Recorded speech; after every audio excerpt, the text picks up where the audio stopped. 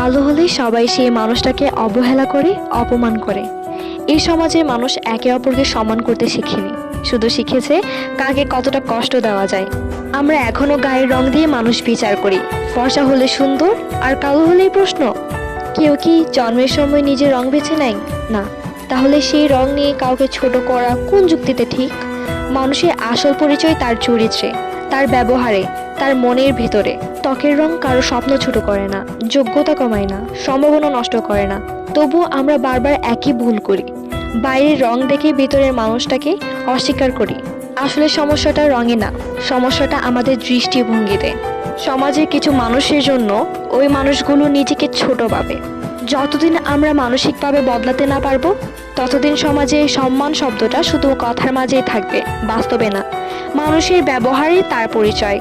রূপ নিয়ে কাউকে বিচার করতে আসবেন না, এটা ভালো মানুষের কাজ না।